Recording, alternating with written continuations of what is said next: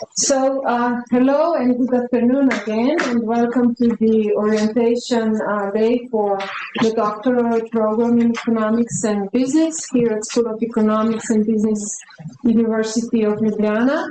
And it's my privilege to give the word to our dean, Professor Tomasz Tuk, and he will give you some nice speech about our school, I guess. Great. Thank you, Matea. I'm very honored to address you at this occasion, and we are very happy that you decided to visit us and that you are interested in our PhD program. We as a school of economics and business within the University of Ljubljana decided to be more visible internationally some 30 years ago. And to be more visible internationally, you have to be really good, of course, as you probably may imagine. And one of the things that we did at that time was to decide to boost our research orientation. And the research orientation also means that not only good researchers, not only good research itself, and of course all the facilities, databases, and other equipment is necessary to become good in research, but also a very good PhD program is a necessity. Because knowledge is not developed, designed, or invented just by professors sitting in their offices doing some stuff on computers, but it's mainly collaboration also with students, with PhD candidates, and of course we do a lot of things together with companies, because if you have a research question, this research question might be, I don't know what is their life in space somewhere? Okay, this might be interesting, but is it helpful for us as people or human race today in this moment? On the other hand, a lot of research questions are coming from business community. Businesses all over the world, also public sector in Europe, in Slovenia and other countries. Every day there is quite a lot of questions that are being raised by people in management, in particular places and so on. So this kind of questions, also political questions about the political situation and so on, are very tough. And all this is very true also for economics and business disciplines. For instance, economics is not about money and how to earn money and how to, I don't know, have great profits and so on. Actually, economics is about how to share the fruits of our work, because everything that we do as a society is common work, because you cannot produce by yourself shoes or television set and so on. You have to work together with other people. That's why we have a monetary system which helps this exchange of stuff and goods and services, and everything is pretty much connected in our global society. So these questions are quite important, especially in this moment. As you may imagine, we are all eager what the future will bring in this political and economical situation. And this kind of questions are the questions that we are asking ourselves. As I mentioned, the most important thing is that we collaborate with companies, and that the companies and public sector brings these questions that are relevant to search for answers. So yeah, PhD study, you can imagine that this is something different than it was when you were attending master degree programs. Why is different? It's not about how to be clever or even more clever. It's about how to become scientist. And when you will receive a PhD diploma, this will be actually a certificate that you can call yourself a scientist. You will know how to do research. This is the most important question or message here for you today. And the work in our PhD program is quite a different story in comparison to the work that you are used to in previous years of study. So this is it from my side, just for the beginning. As I said, welcome to University of Ljubljana School of Economics and Business. We are very happy that we can host you here, and we will be very happy also if you decide for our program and that we will start to work together in the summertime and then in autumn. Thank you and welcome again. Thank you very much, Becky. So I forgot to introduce myself before I started earlier. So my name is Matea Drnovšek, and I am coordinator of the program. And today the plan is to walk you through the program to, in a way, provide you an information that is, first of all, very important. Importantly related to the process of applying to the program, as well as later on it will in a way give you an idea what is the experience that you can expect when you become part of this program. So first of all, we will do some, let's say, we will focus attention to the program and how it is structured and to the content of it. And later on, we have with us two students who will share their experience of being in the program. One is with us here in the room, there. The other person hasn't been able to join us physically, and hopefully she will join us over Zoom.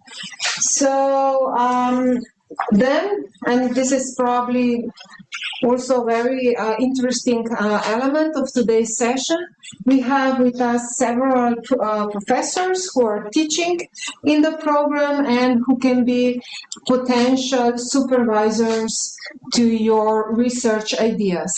And after, let's say, this structured presentation is over, I will point and name the professors, and you will have the opportunity to mingle a little bit to see, you know, if you can make kind of a preliminary exploration of whether a person may be a good fit for your idea.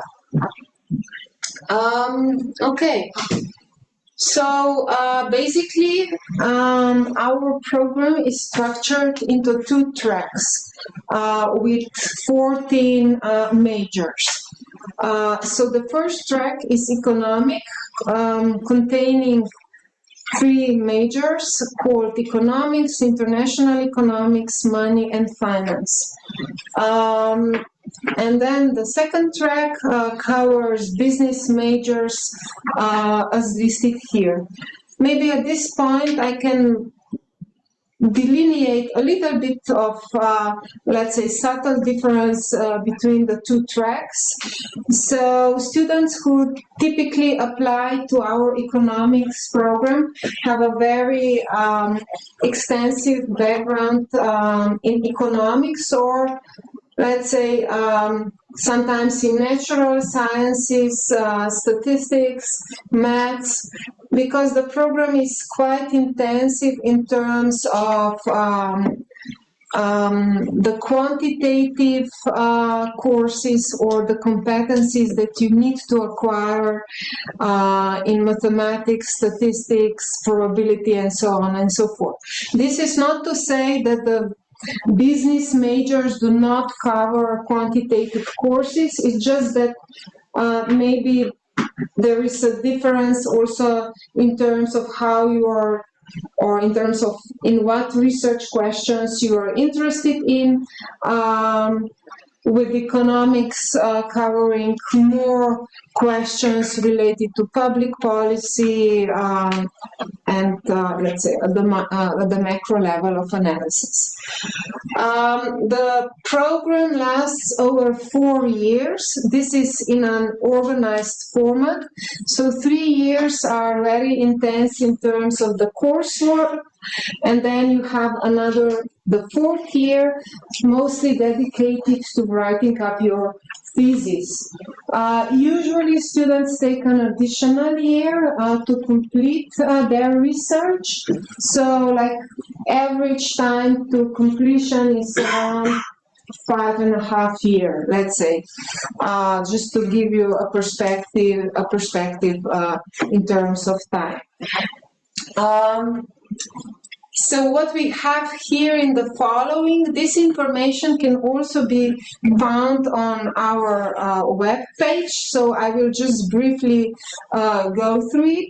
Basically, in terms of the coursework, we offer 3 categories of courses.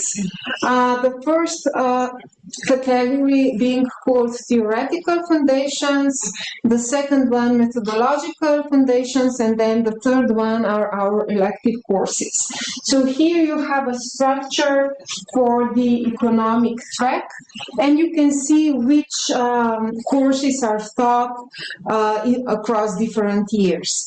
So the first year is for both tracks the most intensive in terms of the coursework. So for the economic track, this would practically mean that the lectures in the first semesters would be 4 days per week. And the lectures are typically in the afternoon, starting around 4.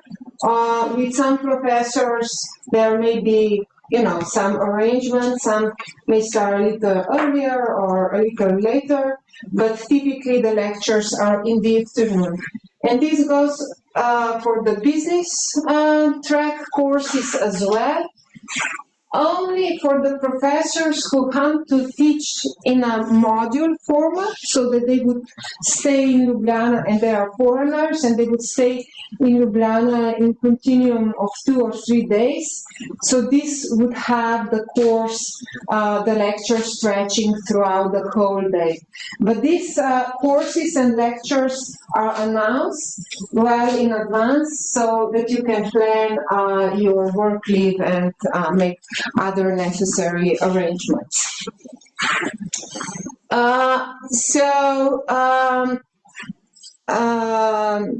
The program weights 240 ECTS, and 60 ECTS you earn through the coursework. The remaining 180 ECTS are from your independent research work. And because we want our students to start thinking about their research very early on, this is even already in the first year.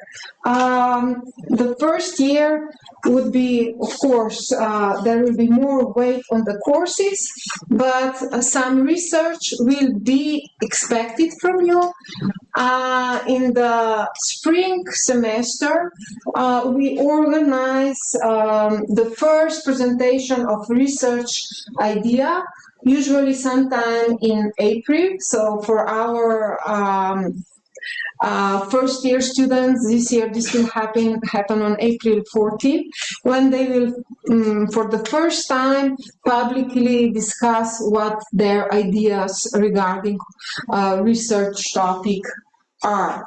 And then based on the feedback that they will receive at this event from professors, from the research domain that they are interested in, they will further develop their idea towards a written proposal of the research idea, which is then expected in September, when we again organize a conference and have these proposals discussed. So based on these two activities, the students receive ECTS from research work in the first year. And of course, you do this research work in collaboration with your supervisors. And then when you're in the second year, you're of course continuing with developing your research idea, maybe altering it a little bit based on the feedback that you received, because you are expected to submit or to register your research topic, your research proposal by the end of the fall semester of the second year. And based on that, kind of a formal procedure starts, which also concerns registering the topic at the University of Ljubljana, so that your topic is then protected for the next 4 years, as well as receiving feedback from your committee, consisting of 3 additional professors who are evaluating your research. Maybe I went into too much of details, but it's just to emphasize that, of course, doctoral program is not only passing the exams related to the coursework, the weight is on the independent research. And this is usually what presents the challenge to most students, because courses at some point, you learn the topic or you master the content of the course and you pass the exam. But with the research idea, this is less structured. More of your agency and initiative is expected, and you're more, let's say, on your own, because it's only your supervisor or your supervisory team who in a way interacts with you. At this point, I can also tell you that recently students tend to have not only one supervisor, one mentor. If the topic, which is becoming more frequent, is interdisciplinary, then you would have supervisors covering different aspects of your topic, so working with 2 professors. So we are in the second year of the economic track. Again, you can see what the courses are.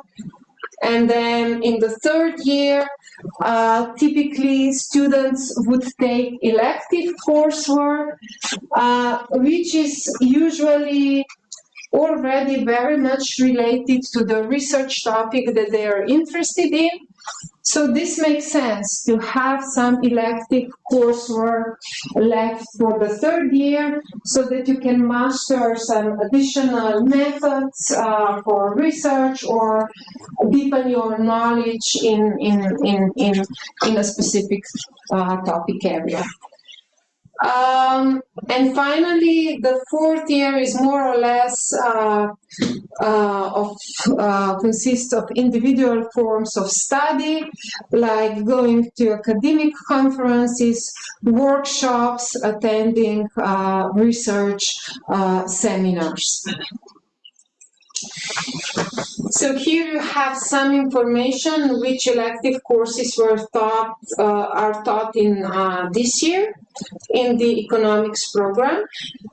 And I will also talk a little bit more about the opportunities regarding the elective coursework later on.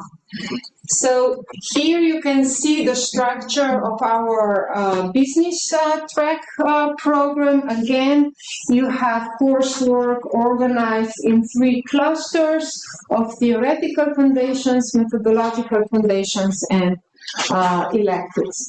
And of course, there are some conditions in terms of what is the minimum number of ECTS that you need to collect from each group.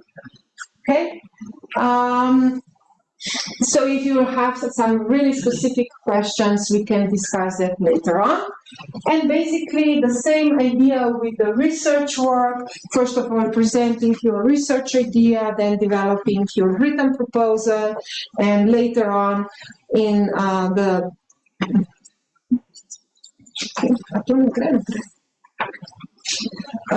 in the second year, registering your topic, and then followed with the third year of elective courses and attending the conferences and so on and so forth. So the scope of elective methodological courses taught in this year is a bit wider in the business track. This is due to the fact that we have more majors here, as well as the fact that there is a little bit more flexibility in terms of how many elective courses business track students can choose or decide to choose. So this is the result.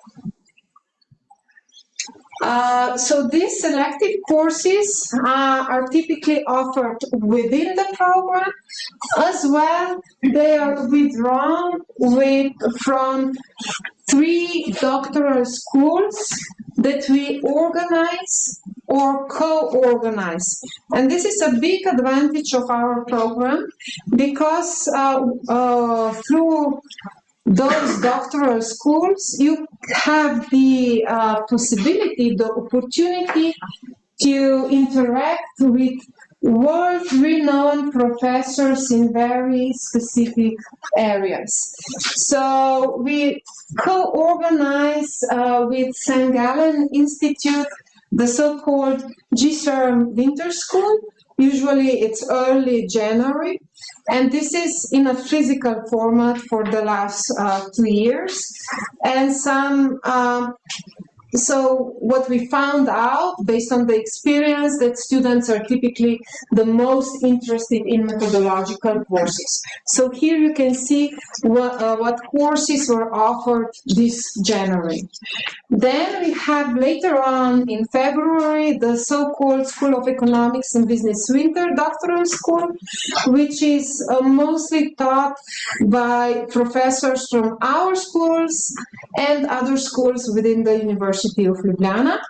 And then we also host summer doctoral school, which is 2 last weeks in July. And here again, we also have mostly foreign professors coming to teach. And this July doctoral school is also online, because this is the format which is, in a way, the most convenient for obviously for doctoral students. And here also students from other PhD programs throughout the Europe are participating. So you have the opportunity to also connect, to meet, let's say, peers that are in a kind of a same position as you are elsewhere.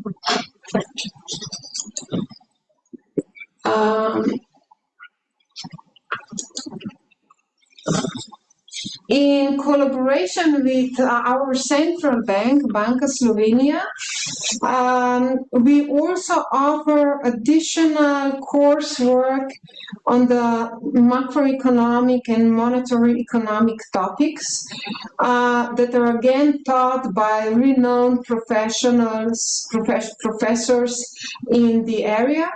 And here you can see which courses were taught last year, and this is the announcement for the course that will be taught this year in June by, again, very famous professor who will come from Monash University, Australia, to teach here in our school. Mostly students of economics are interested in those coursework. So recently we also established a kind of intellectual extension to the program. This is cooperation with another European doctoral program to establish a so-called double degree, or at the PhD level, this is called co-tutel agreement. So this is the opportunity for a student to, in a way, receive a PhD award from two different universities with one research work. Of course, there are some complications or some extensions in terms that if you in a way enroll also to the Rennes Business School doctoral degree, your supervisory team will be broader. Then you will also need to do some interaction with their program, but at the end of the day, you can get a PhD title from both universities. This is really attractive opportunity for students who are thinking of searching, of competing at the, let's say, international labor market. Co-tutel agreements, you can do them by yourself, individually, with many European universities. But there is so much administrative work to process if there is no agreement at the, let's say, before agreement between two institutions. That is quite a lot of hassle, administrative hassle to overcome, as well as usually if you are making your individual co-tutel agreement, you need to pay tuition fee at both institutions, but in this specific case you pay only one tuition fee. As a student of our school, you pay ours, and the students from Rennes pay there. So this is again something to discuss if you are more interested in the opportunity. So how do our students do let's say, research that is cited in top journals across different fields? So you do have newsletter on the desk, and here you can also see, which page is that? Towards the end. It's page 7. You can see some published research last year by our doctoral students. Some are still in the program, some of them already graduated in different journals, and only the top publications are listed. And to be able to publish in such journals, many conditions need to be met. First of all, you need to have a good research idea, which is interesting enough as well as useful, as our dean emphasized early on. And then, of course, you need to establish a good supervisory team and have a, let's say, productive collaboration, so the process also matters, as well as develop your knowledge and competencies through the coursework that you will attend. And finally, you need to have access to empirical data. So, as you know, empirical data can be collected by yourself. This is called primary data, but a lot of secondary data is accessible through our Central Economic Library. We are paying access basically to more than 100 databases, as well as paying subscription to more than 50,000 journals. So this is accessible when you become our student, more or less for free. And this is also a really important infrastructure facilitating your research work. So in the library, they also organize different workshops and so on to help you,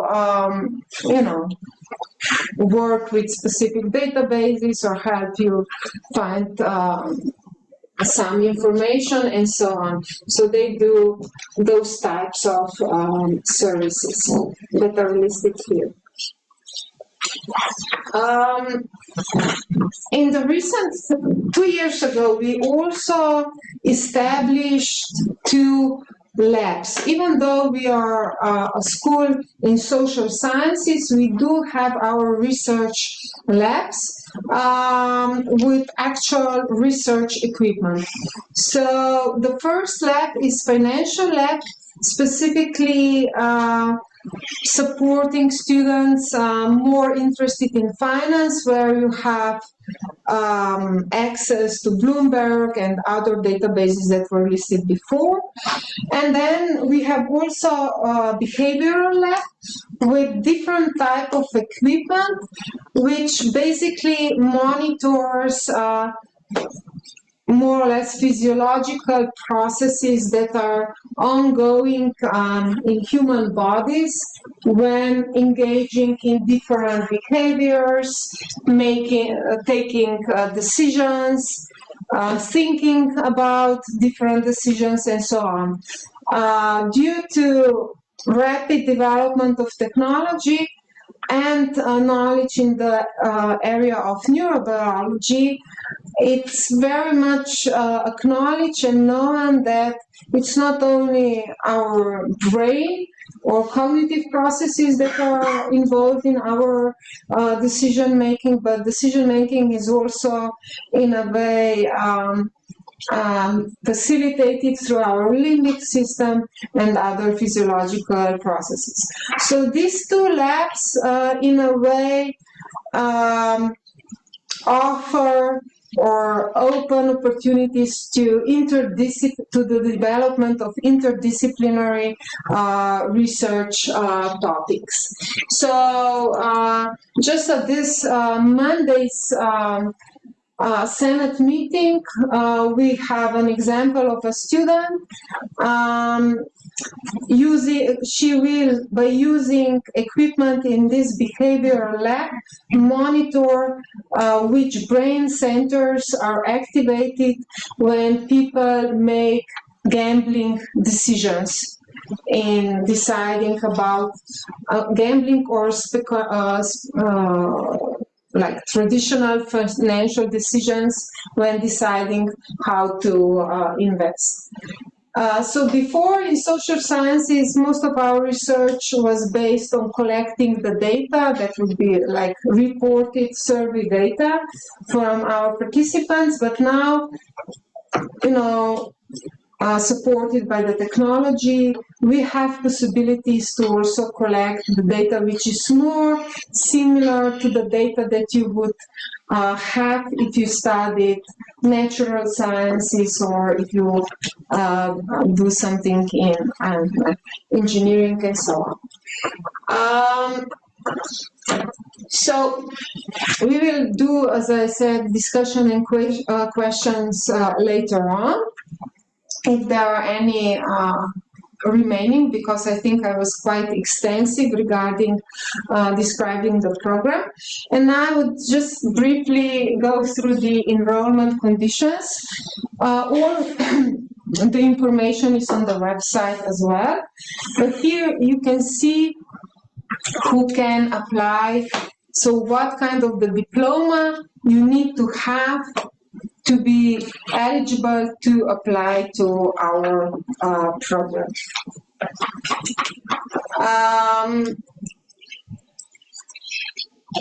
So the selection criteria typically consists of your, let's say, prior certificate program performance. So that would be based on your average grades that you had in undergraduate and graduate studies, as well as grade for the final thesis.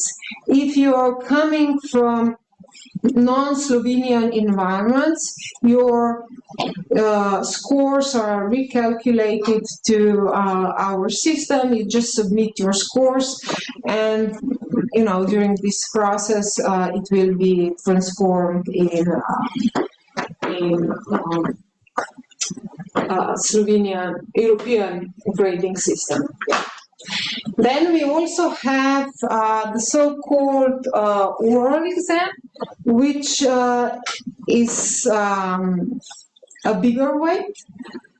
And the idea of this oral exam is to basically get to know our candidates a little bit better, to understand their research motivation, as well as how fit they are, or whether they are in a position to actually be actively involved in the doctoral program. These oral exams will happen in the first 2 weeks of July.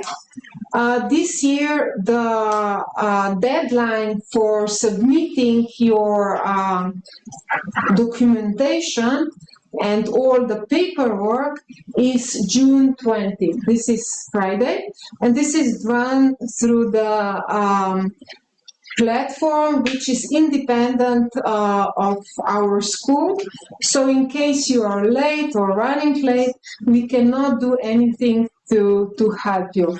So on June 20, the ministry, at midnight, the ministry will close the platform, and that is for this year regarding our program. Some other programs in our university, some other members do have 2 dates of application, and then is a later date, usually in August, but our program has only 1 entry date. This is relatively early, and this is, as I said, June 20. So basically, in the oral exam, we also review your research proposal. That's not the research proposal for what you're going to do for your research topic. This is more or less an exercise in which you show what is your capacity to think as a researcher, and whether you understand the depth and the scope of research questions that can be asked at the PhD level. So you have detailed breakdown of points here. And finally, as part of your documentation, you can also submit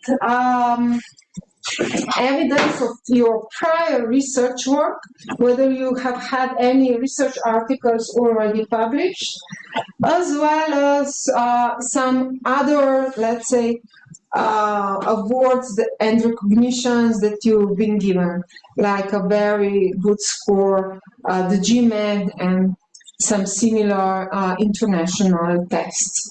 So so everything contributes to to higher overall score.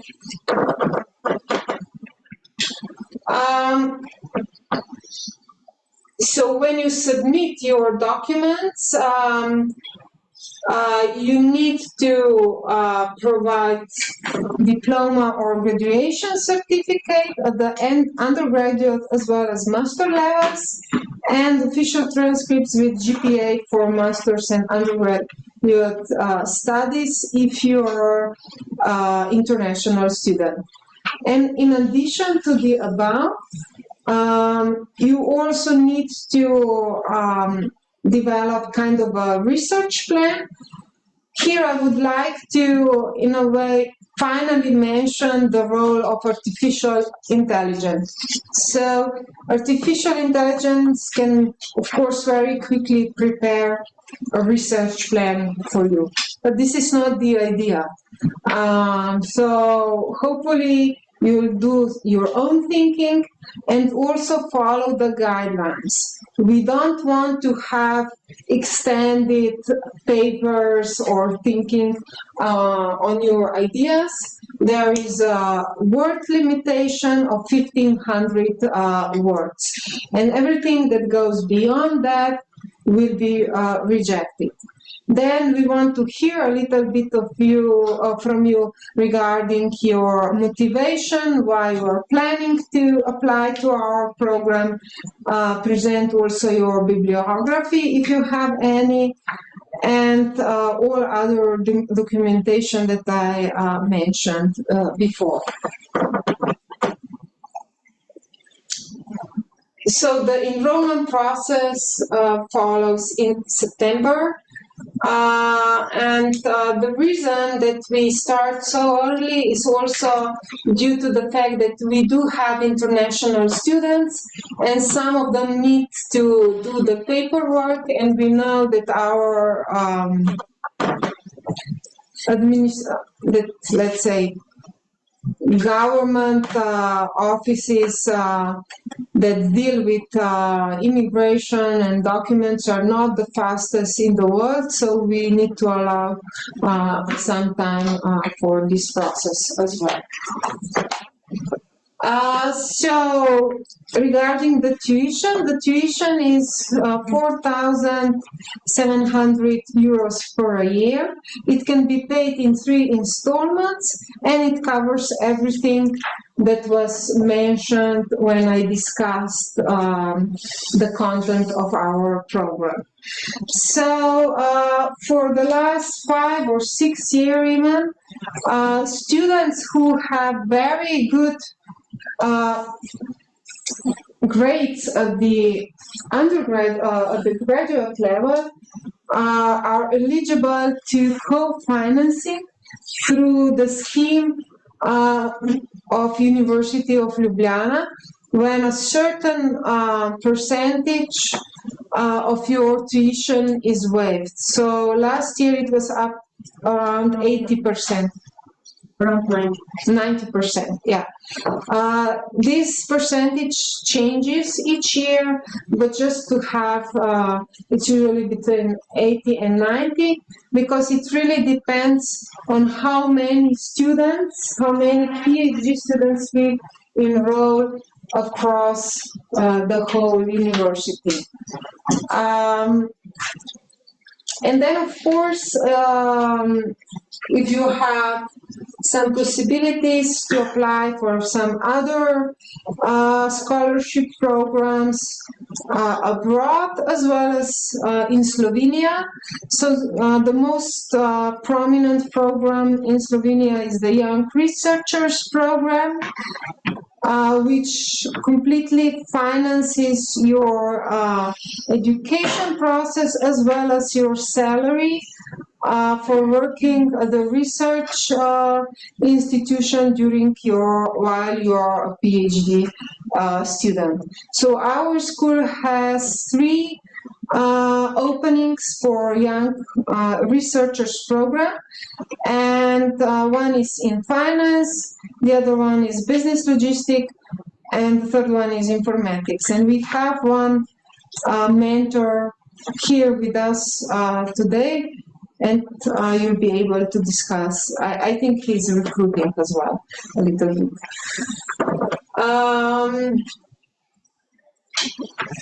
Okay. Do we have Oman? Yes. So at this point, I will pass my word to Omaima. I will need to go through the first slides. Yeah. Omaima, are you with us? Yes, I am. Can you hear me? We can hear you, but I'm not sure how can I make it to see you as well. Maybe here. Oh, my camera is on. Yeah. Yeah. Okay. Hi, Omaima. Hi. You are on. You can start. Okay, cool. So, hi everybody. My name is Umaima. I'm from Morocco. I am a marketing consultant and a TA in the marketing department. And currently, I'm in my third year of PhD in marketing specifically. So, I will go for a few points, and then afterwards, if you have any specific questions, if you'd like to connect, and we can go one-on-one conversations, then I'll be more than happy to do so. So the first thing here I have is the reason. So when I first started my PhD, I thought that it was just about research, lab experiments, and I know it required a lot of stress management because it's a very interesting path in academia. But at the same time, I still thought it's just reading papers, running studies, writing articles, and so on. But then I quickly realized that it's so much more. It's about resilience, it's about your growth, and so on. You don't necessarily just study one topic of your research, you will have to absorb a whole discipline. So you gotta buckle up because it's a journey that will challenge you in a very positive way, but at the same time, it will push you to discover strengths that you didn't even know that you had. I came from corporate, so I had like about 8 years of corporate in consulting. I was working even as an undergrad and so on. But my journey in academia has switched a lot of parts in me, and I learned so many great things. Um, I know some parts of this would sound a little bit counterintuitive because at the end of the day, you are seeking the highest status of a doctor and getting a PhD. But you know how the saying goes that smooth waters never make a good sailor. So first thing is that you have to know your why. You need to understand what's your reason and then always keep it in front of you. And I chose the University of Ljubljana because it had a very good reputation in business schools in Europe across the board. It had triple accreditation and what have you. So being part of this, let's say, very productive hive, let's say it will keep you productive and it will help you strive for excellence because you will find the support that you need. As you saw, Professor Tomasz and Professor Mateja has already mentioned, they will be there for you. They will help you support, but they will also challenge the ideas that will push you further. Can we move to the next slide, please?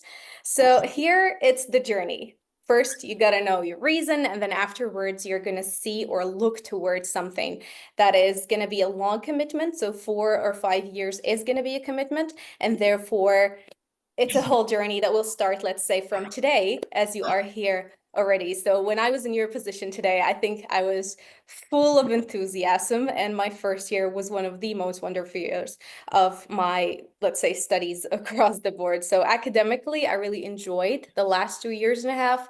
I learned a lot, and as Professor Mateja just said, the program is very intensive. There are a lot of courses, tons of courses. There's a lot of knowledge. You have to be smart in selecting which ones will go first, which one goes in the middle, and which one you're going to postpone later on throughout your journey. And it will help you learn, as I did, how to navigate the academic world, because I don't know if you're just coming from your master's degree directly doing your PhD, or you had a break in between and you have done a little bit of corporate and now you're doing your PhD and so on, but it will help you navigate the academic life because it's a little bit different from what, you know, day-to-day life that we have seen. It will also help you celebrate, let's say, the wins, because in PhD there are no small wins. All of them are big and they all deserve to be celebrated. One of those wins that I was really happy to represent the University of Ljubljana, specifically SAB, at the ACE Symposium at Leeds University in the UK. And with the name of the school, we won the best paper amongst 40 great PhD scholars from different parts of the world, with different PhD levels and so on. And that was a huge milestone because it meant that even outside our comfortable beehive, let's say, regardless how productive and how challenging it might be, outside of that comfortable zone, we have academics who actually appreciate and respect and acknowledge the level of research that we are doing in the doctoral school. So it gives you a push from the inside and the outside as well, when you see that these are wins that you have to celebrate because they fuel you to do more and more small steps at a time. And afterwards, you could see how our cohort is in the picture on the top left. This is the cohort that I have spent the most time with during my last 2 years and a half. Afterwards, we also did a little bit of work in Austria with where I presented also the doctoral school at the doctoral forum in Graz University, and we saw another level of research community that you feel that sense of belonging to. You will meet different people from different nationalities, different ethnicities, different backgrounds, and you will have and form incredible relations along the way. The school in itself, you have an amazing team at the School of Business and Economics. They will not just support you with the courses, the conferences, and all of that, but they will also give you special attention for each request. My how, why, my why, I'm sorry, why I started my PhD, my reason is because I wanted to be a professor at the university, and I'm required to have a PhD to reach that goal. But when I voiced that to the team, and the department knew this, I received the opportunity to become a teaching assistant in the marketing department, even if I'm not required to do that as a PhD student. So they offer you the opportunity, they will help you. So my advice for you is whatever you feel like you need, ask for it, knock the doors. They're very helpful, and keep in mind that your journey is going to be unique. So whatever you will require, whatever you will need, it's going to be distinct. And I'm sure that the team is going to be there to help you. All the professors are there to help, to listen to you, and to help you move to the next step. Can we move? Thank you. So now it's the autopilot. When you knew your why, you're already enrolled, you're having fun and all the enthusiasm in the world, you will reach a certain point in your PhD journey where the PhD will really hit. It's when you are on a random Sunday cooking lunch and you're going to start thinking about your research question number 3 or your hypothesis 2.B or why reviewer 2 wrote you 2 pages worth of reviews that don't make necessarily any sense for you and so on. But it's then when you realize that you are building a brand in your PhD community. It's then when you're realizing that this matters to you as much as anything did before. And when it comes to deadlines, you're gonna struggle, but that will be your motivation because in a way, regardless of how you worked before on PhD, we all run on deadlines, and you might miss 1 or 2, but the reality is that this chart you see here is the most accurate deadline in PhD. That's how it works.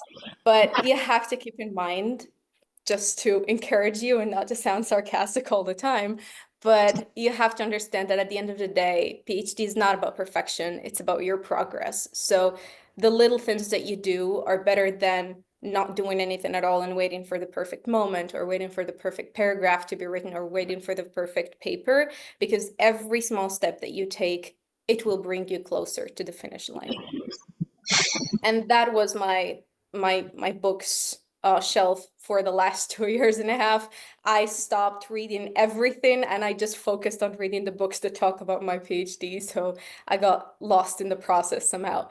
So the question I ask myself all the time, and my environment like forces me to ask myself, and when I'm checking in with myself, is it the process or the goal? And you really have to ask yourself this question as well, because as I said, it's a commitment that will take few years for you to be done with. And are you a process-oriented person? Or are you a goal-oriented person? And PhD is often framed as a goal. You're going to get the PhD, you're going to get your diploma, you're going to graduate, you're going to publish, and so on.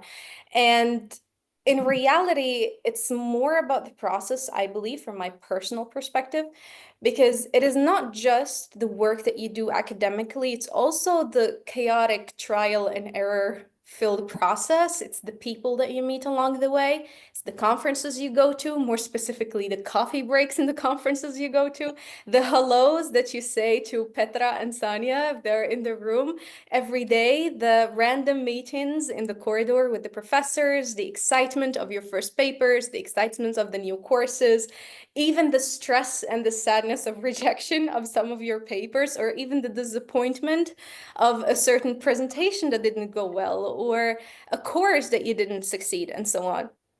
They all shape you in better ways. And as you see in the pictures, that was the process for me. I still didn't get my PhD yet. However, I have enjoyed every part of this process because when you focus only on the goal and you are limited in your vision, you somehow miss out on the learning that goes beyond when you're looking at the goal. The moments of the intellectual excitements or the moments of the relationships that you're going to build along the way. And believe me, it is worthwhile. So finishing is important, but do not forget to appreciate the ride as well. Next, please. So here it's kind of the real deal, and this is like survival hacks, I would say. The first thing is that you have to know your why. You have to know that your PhD is not a sprint. It is a very long journey that will require you to keep refining and keep defining yourself across the board. But at the same time, you will have to know your why because that will be your motivation along the way. If you lose that in the first year or the second year, you're not going to have fuel enough to move forward. So please always keep your why in front of you. Second, I would say plan but stay flexible because in a way or another, regardless of how much planning you do, you will have to learn how to be flexible and mend your possibilities and your opportunities and your chances according to where you are and where you stand exactly at which moment of your PhD. Your priorities will change, your ideas will change, your proposition will change, everything will change, so you have to be flexible. And I would give you like few tools to keep in mind. You would use Gantt charts, Trello, or Notion in order for you to plan your things, because the more clear it is, the more you have a clarified process, the easier for you to keep a roadmap and keep going. Then you have to set boundaries to avoid burnout, because at the end of the day, your PhD, no matter how enthusiastic you are, and no matter how invested you are, you will have to have some rest, because rest is also productive. I know that it's going to be very intensive when it comes to, at some point, like in the third year, fourth year, you will have to finish your PhD, you'll have to publish and submit your papers and so on. But that could also lead to burnout. So I received this advice from my mentor. I received this advice from other PhD people in the community. Rest is productive. So sometimes when you feel like you're procrastinating, you don't necessarily have to feel a lot of guilt. You are on the track, but you have to set some rest. Talk about your research more often, because it is really important to remind yourself, what are you doing? And sometimes when you think out loud, you receive more information, more feedback from people that you don't necessarily think belong where you think they belong. So even if it's someone from finance or someone from maritime or someone from microbiology, and they have absolutely no relation to your topic, still talk about it, because the more you talk about it, the more you think, and sometimes you will receive very, very good feedback from people who probably don't necessarily know a lot about your topic, which is good, because sometimes you could use the method of explain your PhD to someone who's 5-year-old, or explain your PhD to your grandma. And if you're able to explain it, then you know your topic by heart. Done is better than perfect. And again, this is something that we've discussed earlier, but just keep in mind that write bit by bit and do not wait for perfection, because the perfect moment, you just have to start now. Then for literature review, do not read everything. The first thing you're going to have to do is to work on a dissertation proposal. And when you are working on the dissertation proposal, you need to read a lot of articles. And sometimes it is not very productive to read everything from head to toe. Start with the abstracts or the results, the methodology, the things that actually fit for your questions, and then focus on that. When you find a very good paper, go to the references of that paper. Do not necessarily keep scattering across the board. Go to that paper, go to the references, read from the references, and so on. Then you use AI, as Professor Matea said. AI is a tool. It's not something that will replace you, because research and academia is a human-centered process. It's a human-centered approach. So use AI for your benefit. Do not let it replace your critical thinking, because that's important for you as well. You can use connected papers to find a lot of papers that are related to your research. You could use Elicit, Research Rabbit, and so on. It will help you map your ideas faster. It will help you see the papers that are connected to your field, and it would give you an idea on how your research might evolve in the future. Use tech to your advantage.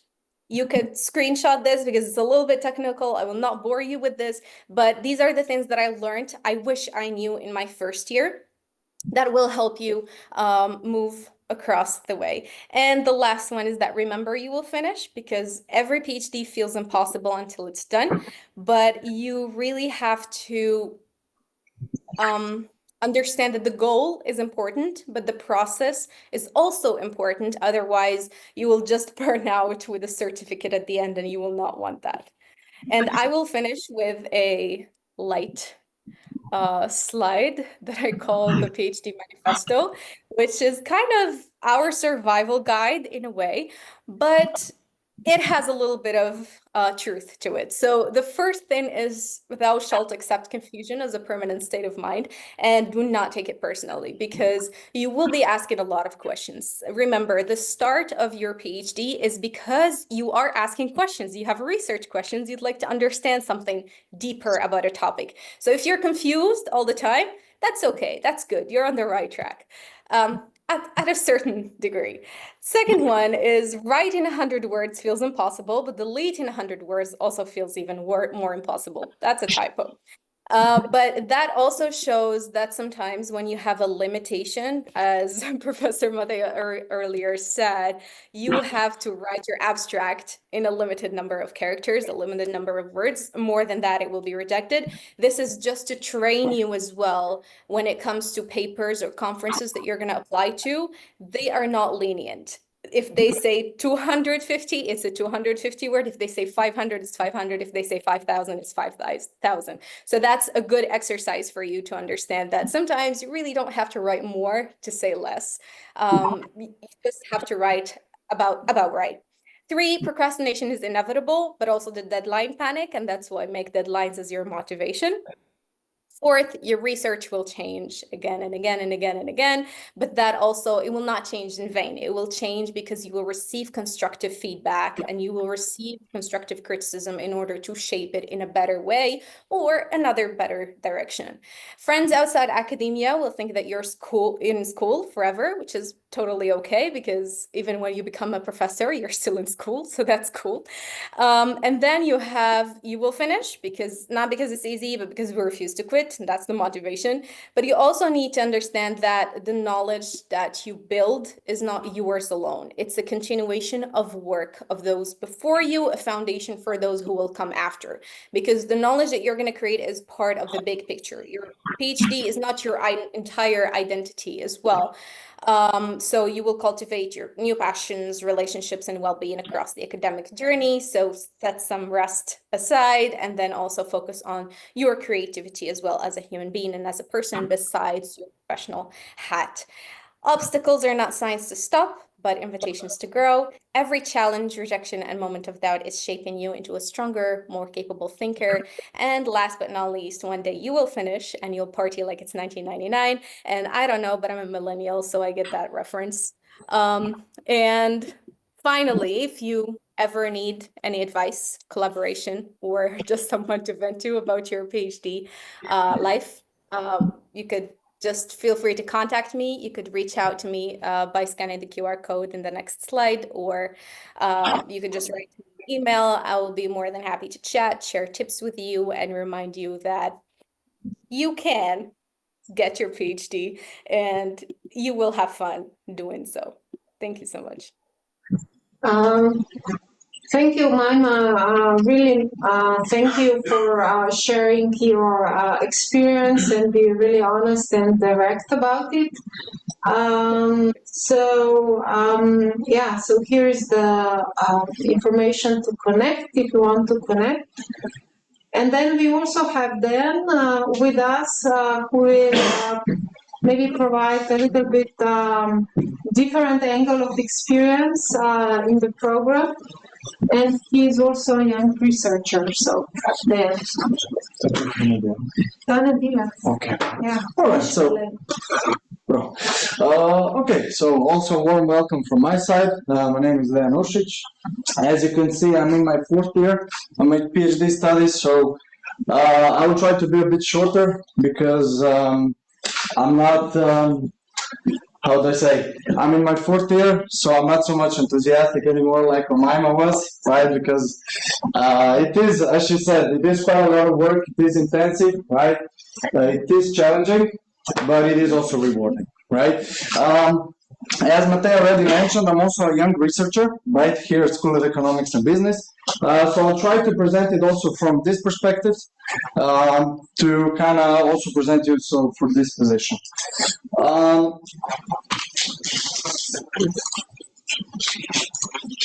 Okay, so just a short introduction about what my PhD is about.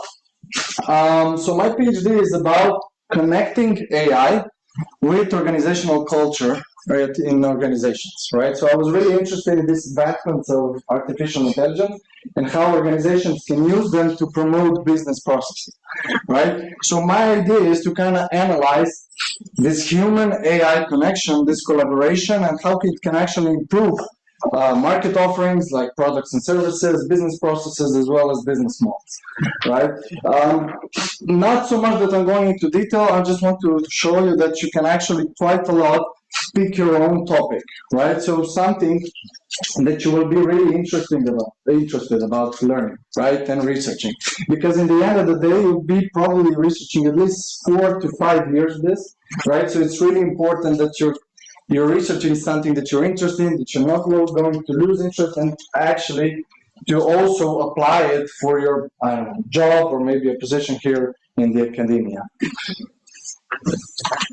So my experience so far, as you heard from both Matej as well as Omaima, in the beginning there's a lot of coursework, right? So usually you're learning different methodological as well as elective approaches, right, on how you will actually design your research, as well as then afterwards analyze, collect data, and so on, right?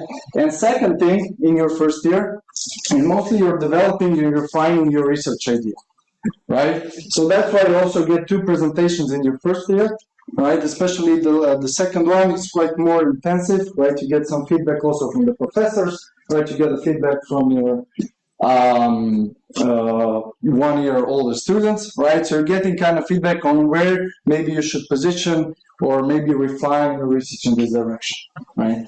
The third thing is, as I said, I'm a young researcher.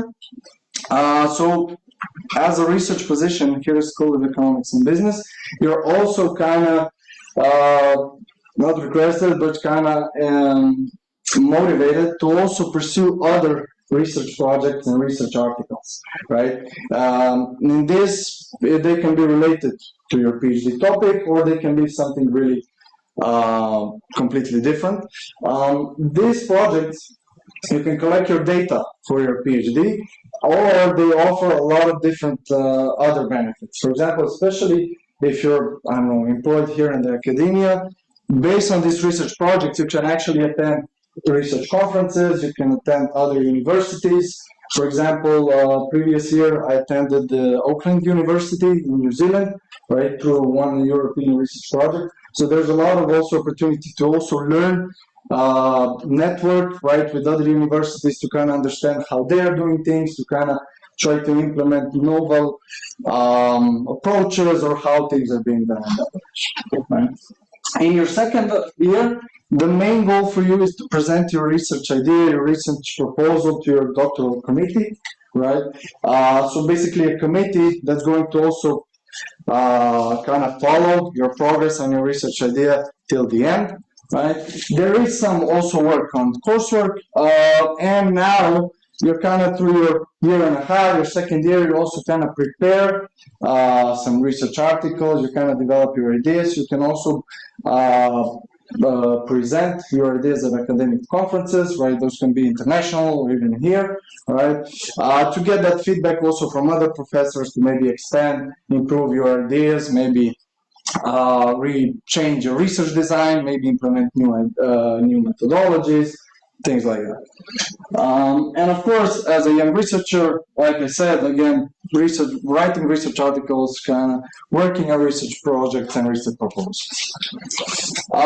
In my third year, you can also do it before, but that was what I was doing. So I collected and analyzed the data for my presentation. And in my third year, I spent a lot of time writing my own research article for your PhD topic. One requirement for you to finish your PhD is also to have one publication in a journal. So one article from your PhD topic, from your dissertation, must be published in a journal. Right? So that's one requirement. So this process takes a lot of time, right? Because you get comments from the review team, you need to write them back, then you send them back to the review team, they have some more comments. So this process takes a lot of time. So I would suggest to you that you start as soon as possible, right? Especially if you're aiming for higher journals, higher quality journals. And as I said, you're also presenting in international conferences. These are great ideas and great opportunities to network with other professors, even experts, right? A lot of experts, even if you're in the industry and you don't want to work in academia, a lot of experts, especially in international conferences, a lot of them, managers, CEOs, business owners, a lot of them attend international conferences, academic, right, to see where the research is going, right? So you can exchange ideas, vice versa. So they can tell you what's going on in the industry, right? What are the new trends? And you can kind of say, well, this is what research shows. You should implement this in your organizations, in your businesses, and so on, right? And then lastly, finalizing your dissertation and publishing your final research paper. So as I said, that's a requirement for you to finish your PhD. So just to touch a little bit also on the young researcher position. So as I said, it's a position here at the faculty, and mostly it's a research position. So basically you're a full-time PhD student, meaning that your main task is to finish the PhD.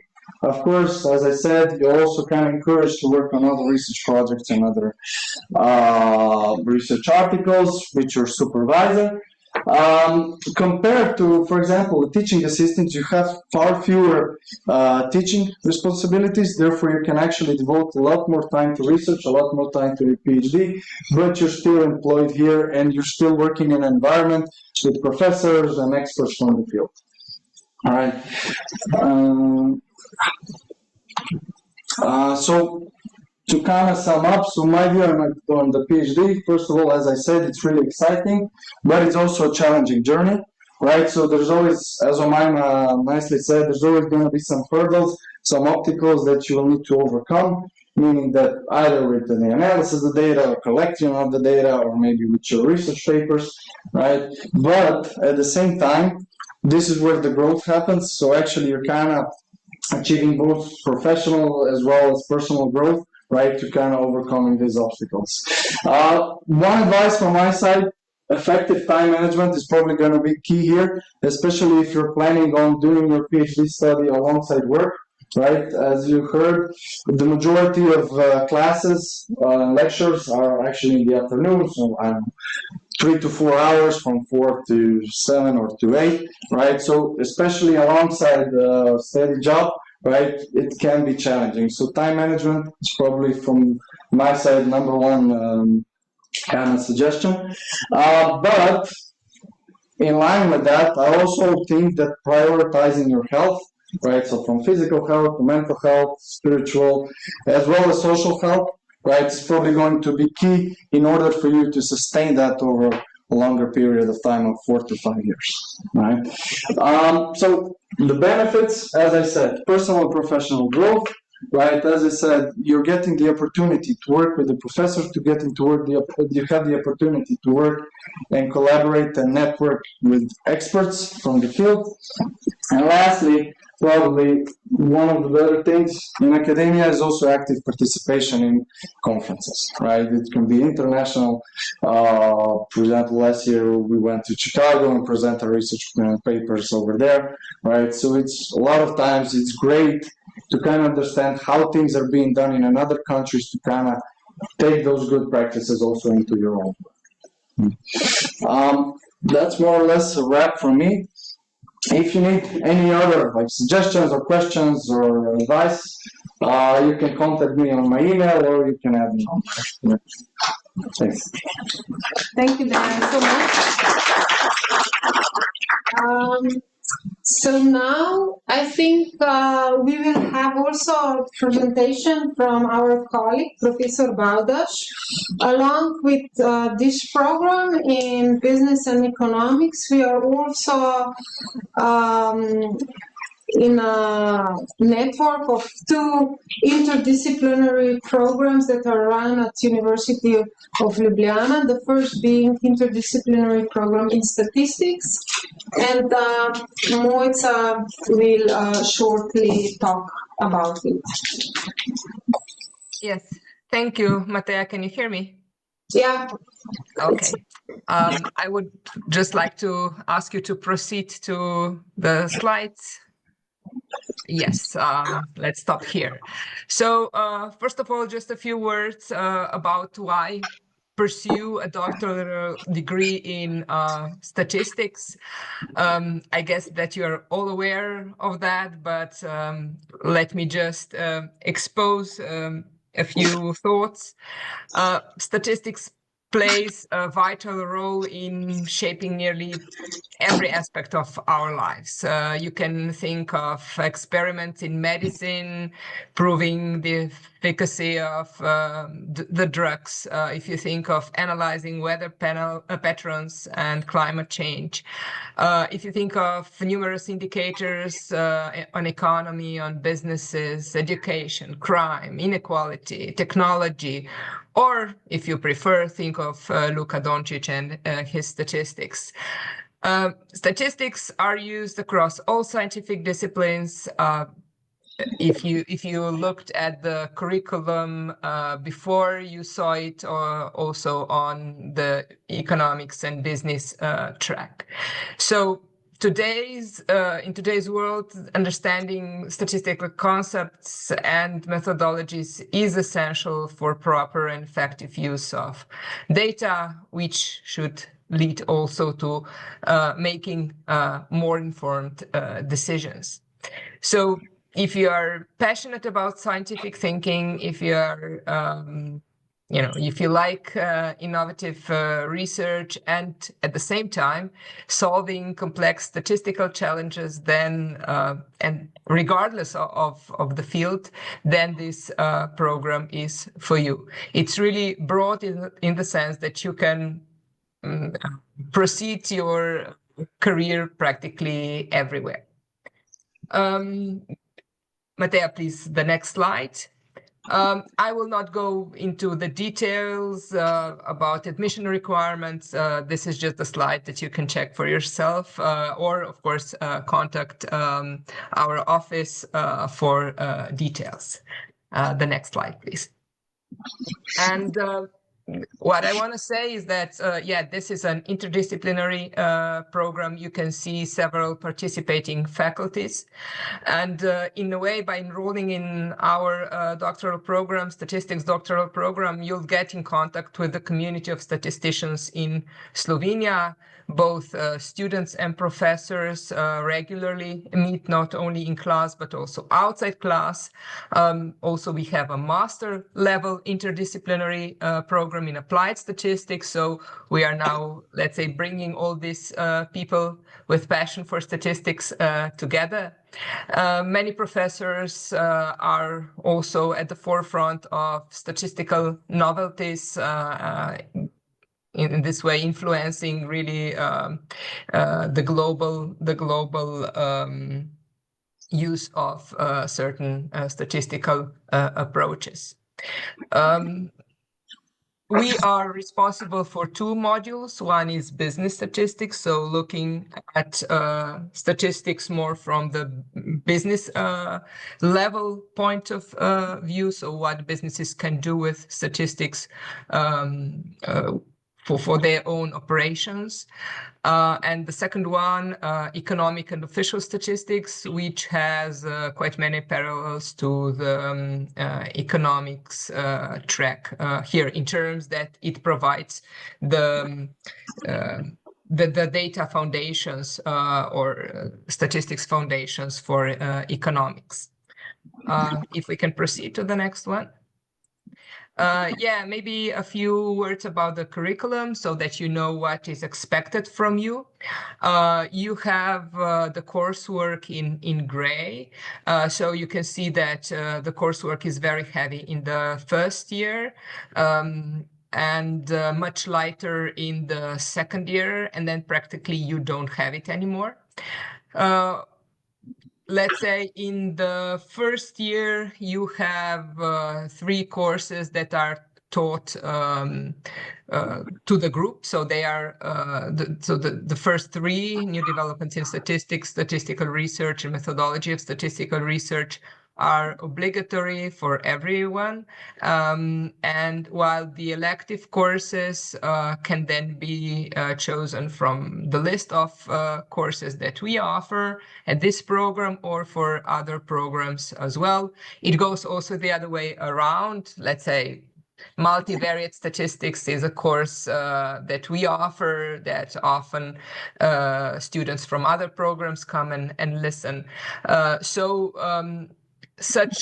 These elective courses may be taught in class, or if they are more, let's say, specific, with just 1-2 enrolled students, they are then delivered with consultations, so individually.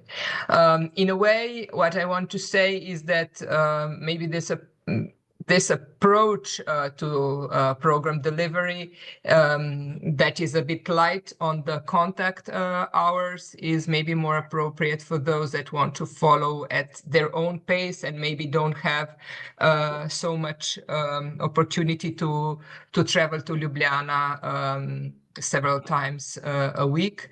Usually we have it depends exactly on the part of the year and the elective courses that you select, but usually it's about twice a week that you would need to come, and then maybe the load is a bit heavier from time to time. The course on methodology of statistical research is essentially an overlap with probability and statistics that you will also hear if you enroll in economics or business track. So this is a shared course. There is, let's say, comparing with the program of economics and business, there are no conferences, no workshop work like for which you don't get credit for that. But for that reason, we also don't have such high tuition fee. So, Matea, if you can proceed to the last one. Yep.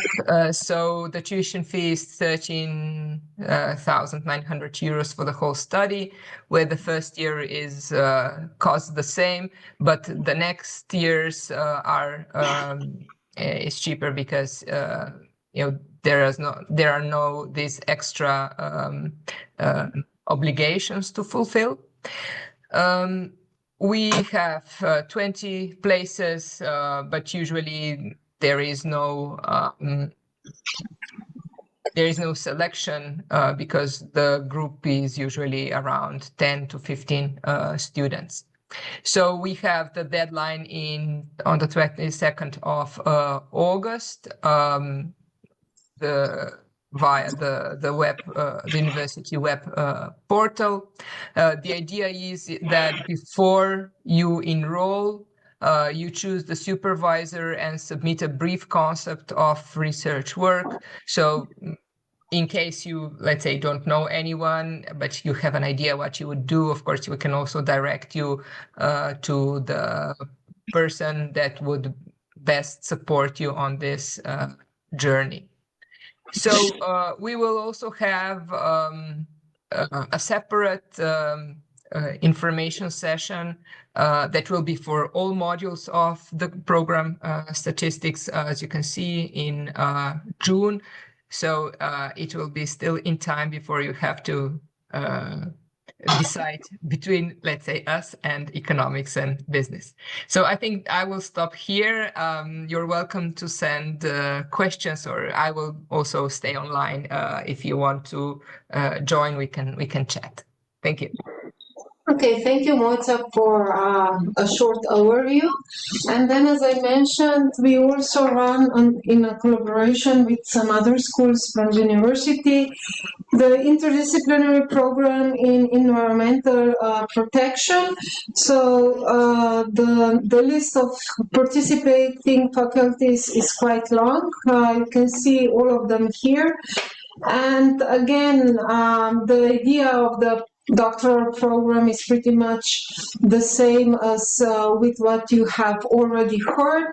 I will not go into much detail, just that the topics that the candidates research here are mostly at some angle at least related to the area of environmental protection using an interdisciplinary approach.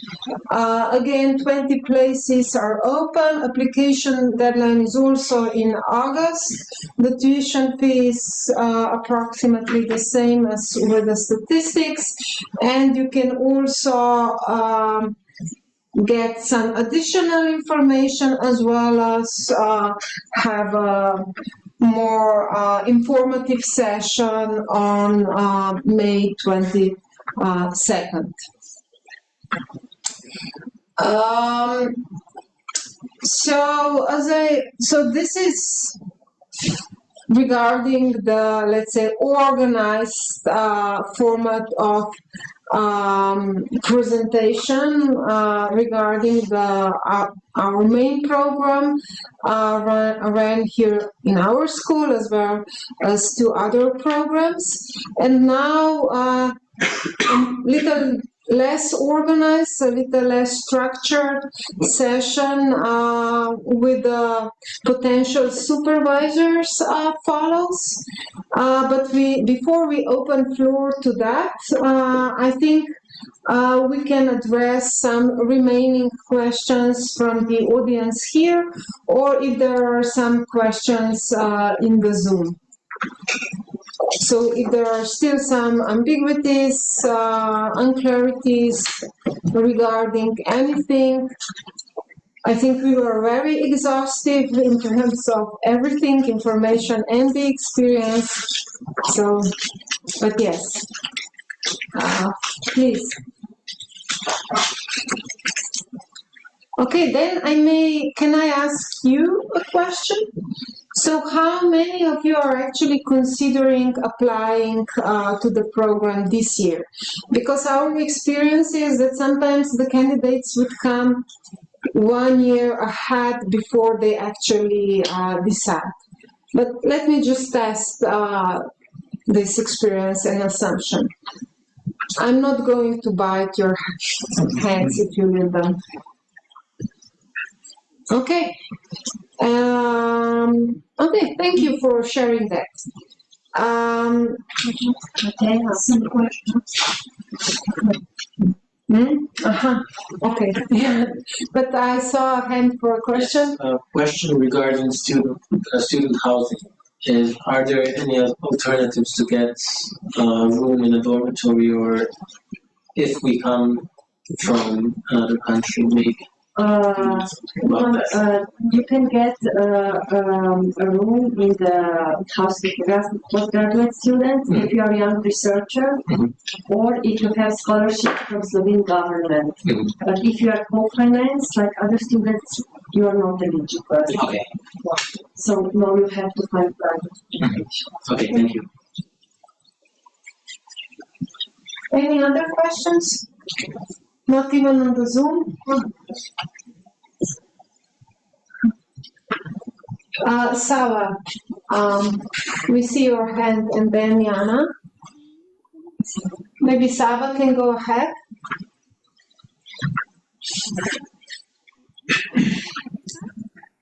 We cannot hear you. You can also type your question in chat.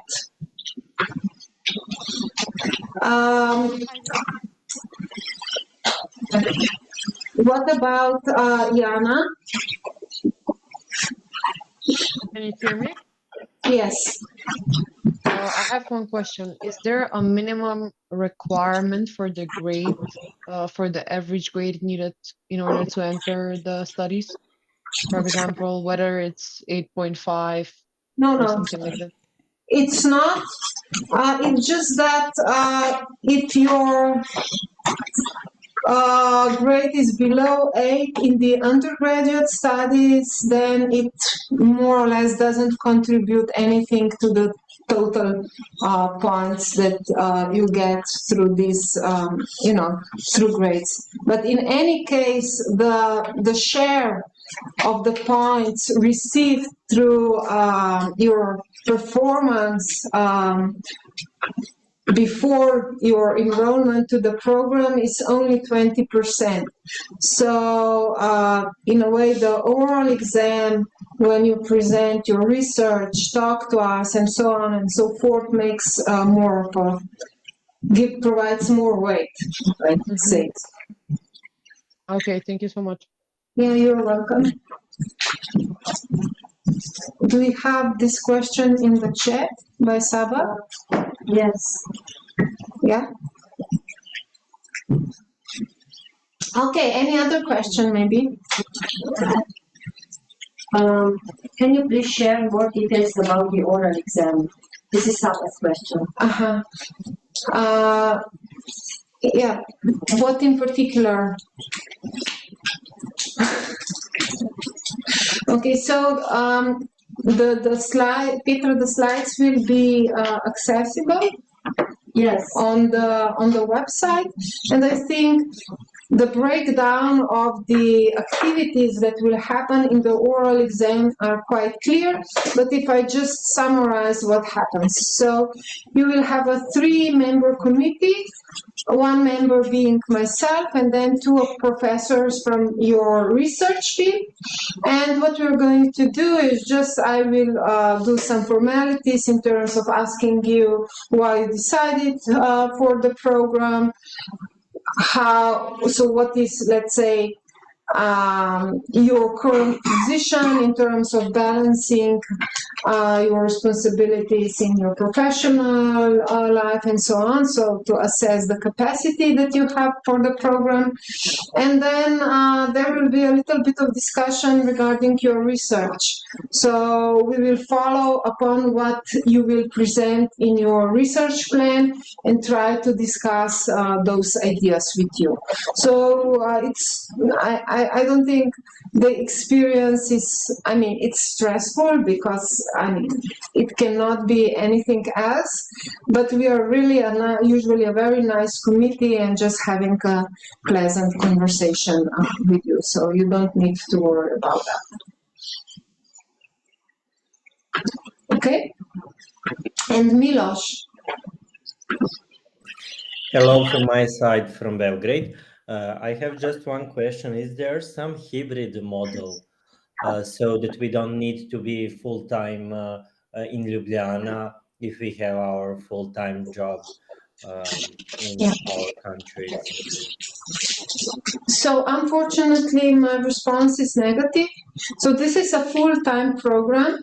So for the time, at least in the first and second year, which is really heavy in terms of the coursework, and the participation in the coursework is mandatory. You need to arrange to be here physically present. So that's the deal. Later on, what we see, what our experience is, when students pursue their independent research work, they often leave Ljubljana and go back to their countries, sometimes also because of the data collection and so on and so forth. And they have the communication with their supervisors, mostly using online platforms, but they do come back for certain events, such as a pre-defense of your proposal, some meetings, and of course, the pre-defense of the final thesis and the final defense, everything is held in person. Regarding being in Ljubljana, so you mentioned that for the first year, you should probably be in Ljubljana for the whole week. In the second year, is it lighter? I mean, is it possible to... It's a bit lighter. But the experience is also that students who are from neighboring countries like Croatia, Italy, even Austria, they are commuting. So in the second year, it's possible to commute? They also commute in the first year. Okay, thank you. Specifically, people coming from Zagreb or Rijeka. I mean, there was a requirement for GMAT or GRE. Do you have like any specific? It's not a requirement. This is just a surplus. If you have your score, this will be to your advantage. It's not mandatory to have that. We have one more question. It's new. Barbara is asking if she has to defend her master thesis before 20th of June. No. No. But she will need to defend that before enrollment. But if she's studying abroad, she has to defend till end of August because she has to go through the procedure of recognition. Okay, so if you study in Slovenia, then you need to defend, let's say, to be on the safe side until September 20. But if you are getting your master's from abroad, you need to defend it early on because the grades need to be officially validated and transcribed.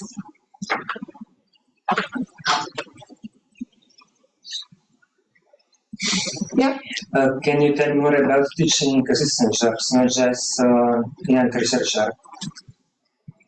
I mean, this is, so what do you want to know? So we do hire, I mean, we have different academic units. There is some hiring every year, and these positions are open through they are officially posted through the university website as well as in the labor's office. So you can apply without a PhD as well as if you already have a PhD. Regarding the workload, it's quite a heavy workload for teaching assistants. Typically, you can have from 300 to 420 units. That would be 45 minutes of a class session per year. So you need to be more specific. So currently, I noticed in LinkedIn that our academic unit of marketing is hiring a research assistant. Yes, that's good. They told us to come here for more. Yeah. So they are hiring. I saw that post. So yeah, I mean, there are possibilities and options, and it's not impossible to get this position.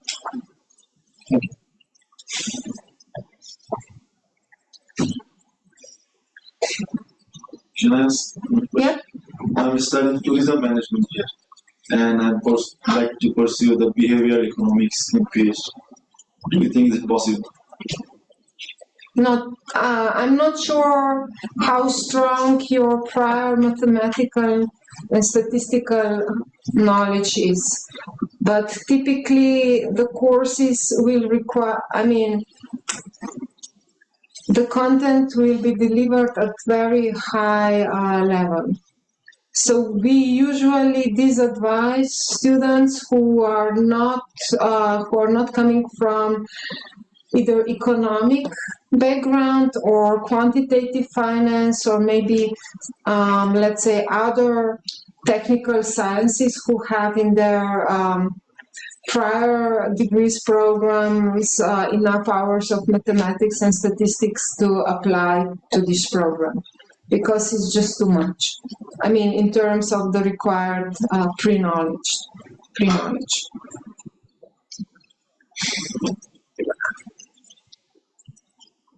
Yeah. Okay, so I think if there are some further questions, you can still ask in the chat. We will have the session open for that. And now let's come to the most interesting part, the unstructured part. There are several professors scattered among in the audience, and they are willing to chat with you in live, in persona, about your research opportunities, and let's say, probably best to just point to specific names. So Professor Budler is sitting over there. So if you're interested in topics related to business informatics and logistics, then we have Professor Vangeli from our International Economic and Business Department. Then we have Professor Dolshak from our academic unit for economics. But we do not have Professor Chatter and Professor Zollner with us today. But if you're interested either in topics in management and organization, both of them, you can probably directly write to them and set up a Zoom meeting. And obviously they are open in terms of hiring or having new PhD candidates. There is a requirement in our university that at a certain point, you as a professor, as a supervisor, cannot have more than 6 PhD candidates. So some professors for whom you think that may be a fit supervisor for you may actually, will not be able to take you in because they already reached the quota. If you're not really certain about your topic or whom to write, you can send the email to Petra or Sanya or myself, and we will direct you to the professor who can accommodate you as a supervisor. So that's specifically in case you're not a student or alumni, and you're maybe not so much familiar with our faculty. Okay, so how we are going to do that? The official part is now over. Thank you again for coming, and I'm looking forward to meeting you in June.